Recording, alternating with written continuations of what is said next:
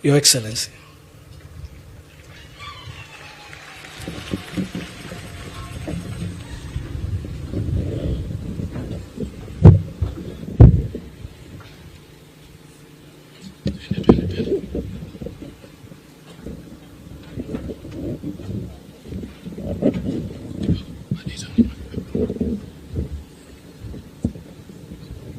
Thank you very much. Let's take our seats.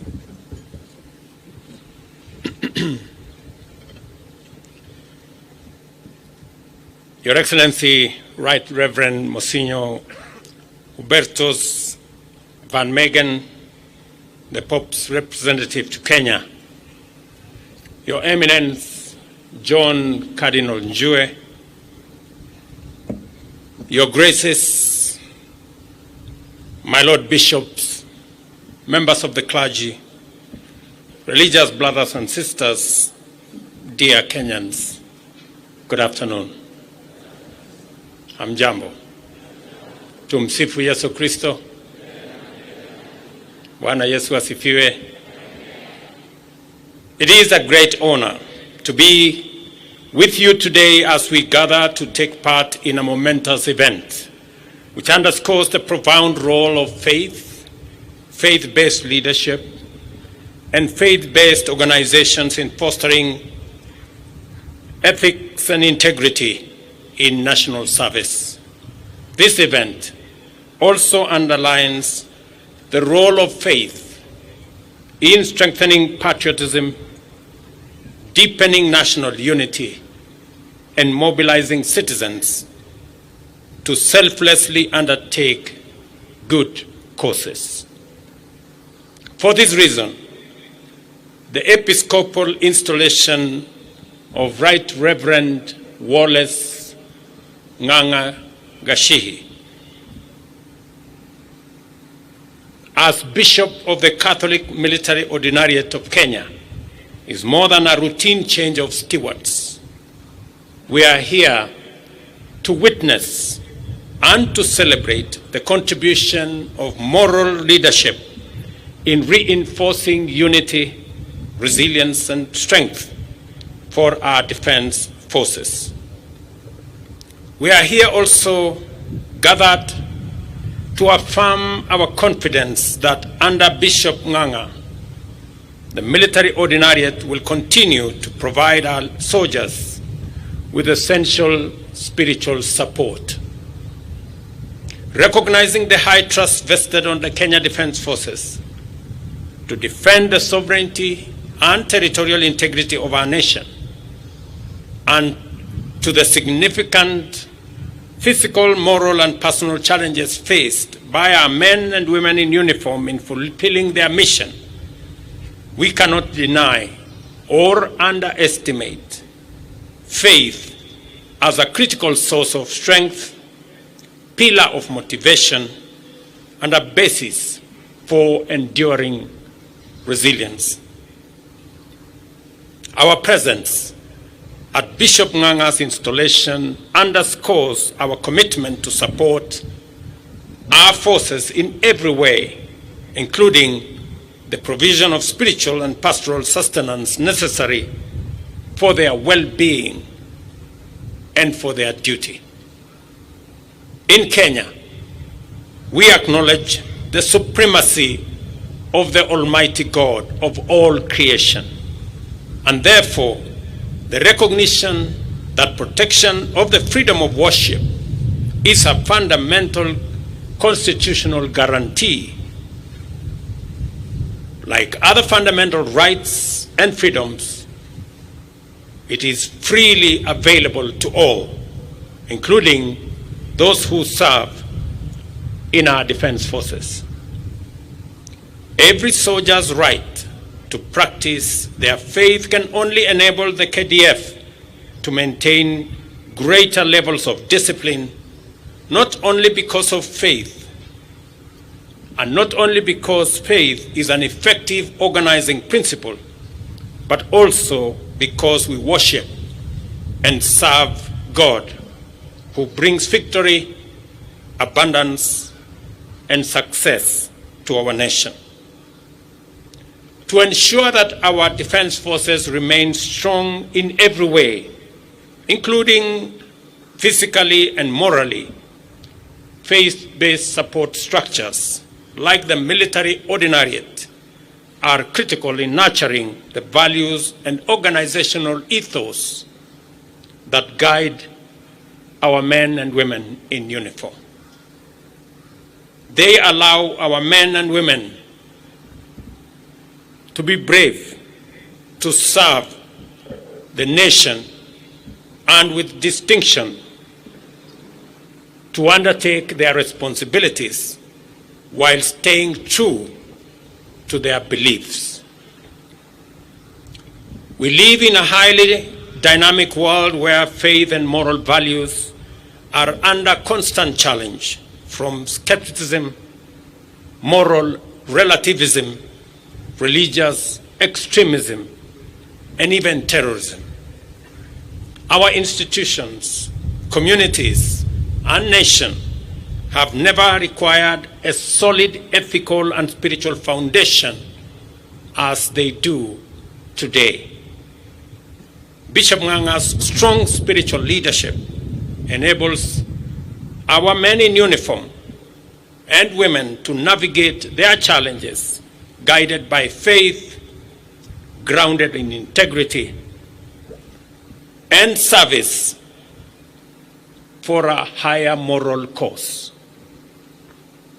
Throughout the life of our nation, the partnership between the state and religious institutions has been a cornerstone of our nation's strength. The Catholic Church is among the foremost of our partners and continues to complement national strategies to serve citizens in many sectors, including education, healthcare, and provision of psychosocial and pastoral services. I was particularly impressed when the Secretary for KCCB said the Catholic Church believes in support for the poor and vulnerable in our society, because that is the essence of humanity, to be able to serve those who are underprivileged. Build on mutual respect, tolerance, and moral uprightness. This partnership anchors our society.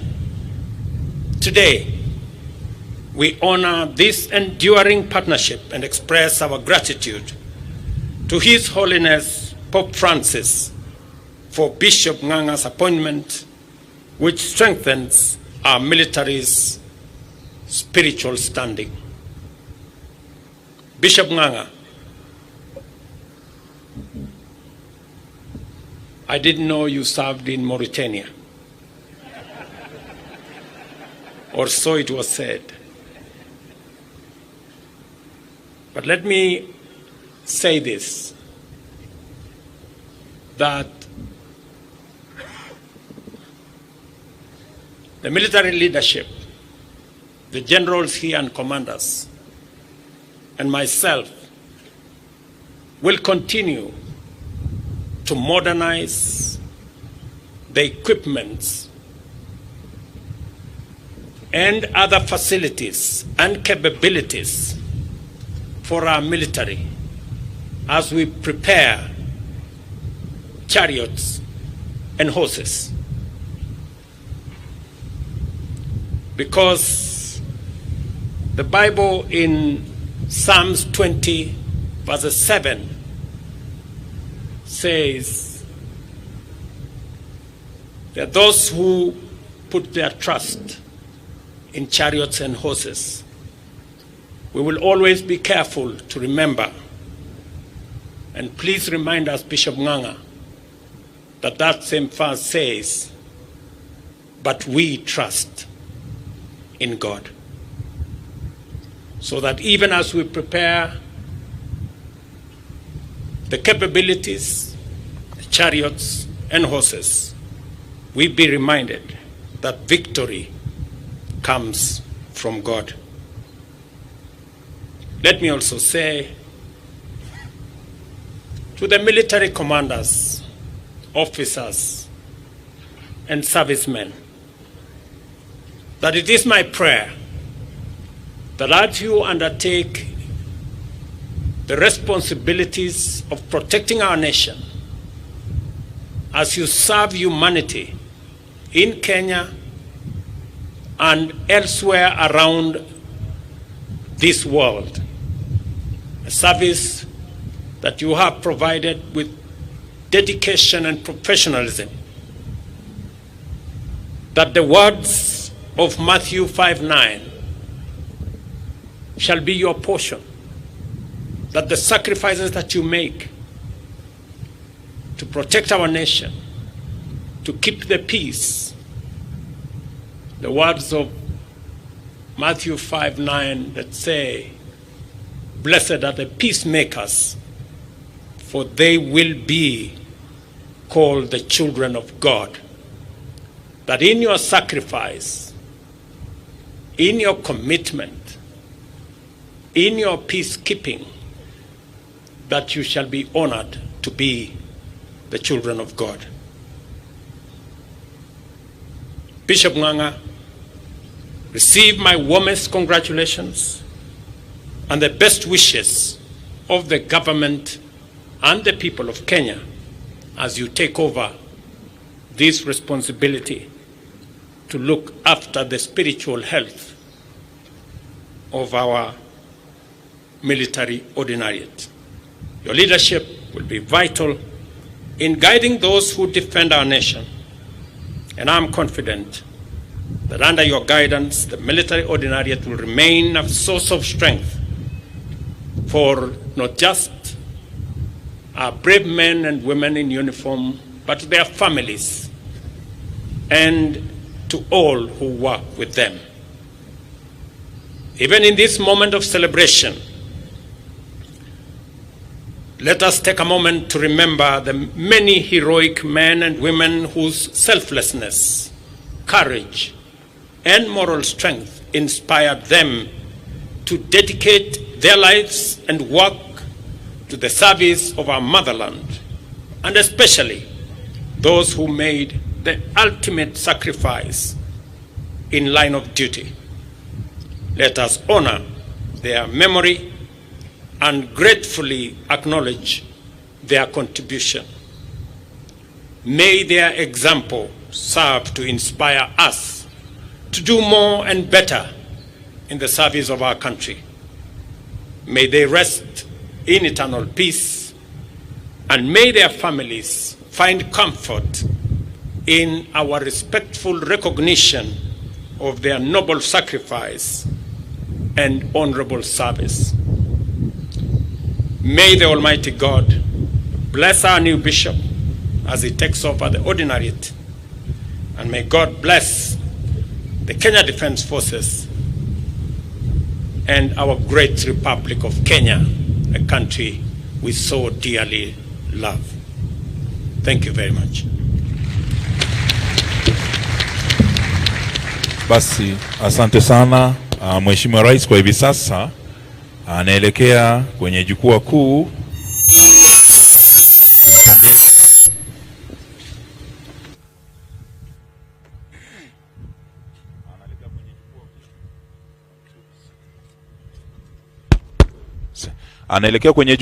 hivi sasa kuendelea kumpongeza askofu mpya wa jimbo la jeshi, Askofu Wallace Ng'ang'a, na anasindikizwa na Balozi Monica Juma. Yupo pale pia mkuu wa majeshi ya ulinzi ya Kenya, Generali Charles Kahariri, na pia katibu Wizara ya Ulinzi Daktari Patrick Maru Senior Counsel. Baada ya hapo ataweza kujiunga pia kwa picha ya kumbukumbu na wale maaskofu ambao walikuwa wamekwisha elezwa. Kwa hivi sasa wanaendelea kusemezana, na baada ya picha ya kumbukumbu Mheshimiwa Rais ataondoka kwa wakati wake mwenyewe. Wale wengine sote tutabaki mahali tulipo wakati Mheshimiwa Rais itakapofika muda wake wa kuondoka, ili tukaweze kuelekezwa jinsi tutakavyoendelea na ratiba baada ya Mheshimiwa Rais kuondoka. Kwa hivi sasa askari hawa wanaleta vitu ambavyo vitumika katika picha hiyo ya kumbukumbu.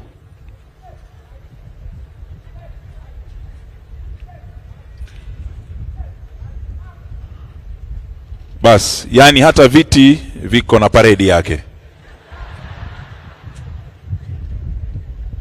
Hakuna kitu tunachobahatisha katika jeshi. Basi hivi tunavyoendelea, tuhakikishe ya kwamba tunabaki mahali tulipo, manake baada ya Mheshimiwa Rais kuondoka nitaweza kutoa ratiba fupi ya jinsi tutakavyoendelea na ratiba yetu.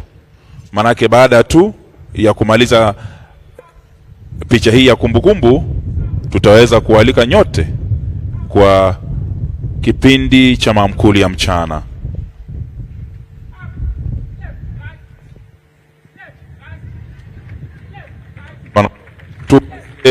Burudani fupi kutoka kwa wanakwaya.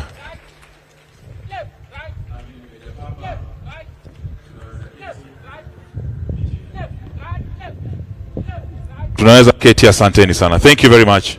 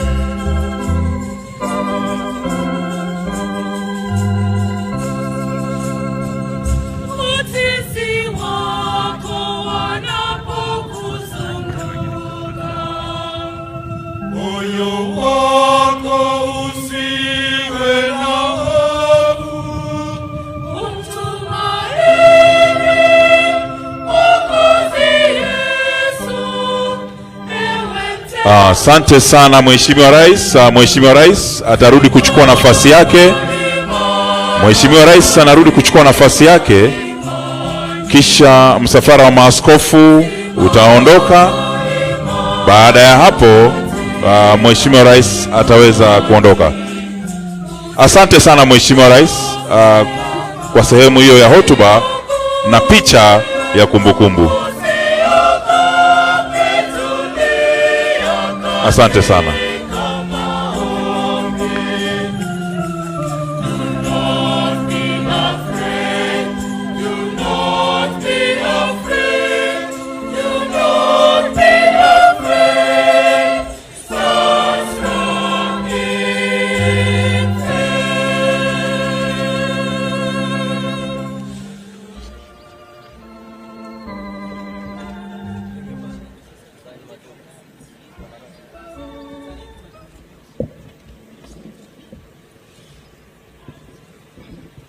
Basi kwa hivi sasa msafara wa the clergy na maaskofu unaondoka.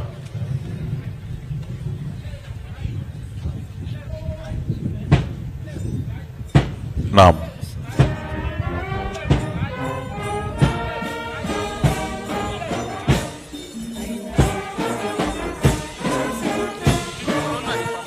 Basi tusimame kwa heshima mtukufu Rais anapoondoka. Tusimame, Mheshimiwa Rais anaondoka sasa. Asante sana Mheshimiwa Rais na wakuu wengine mbalimbali kwa kupata nafasi na kujiunga nasi katika ibada ya misa ya siku ya leo. Asante sana, asante sana. na tubarikiwe sote kwa pamoja.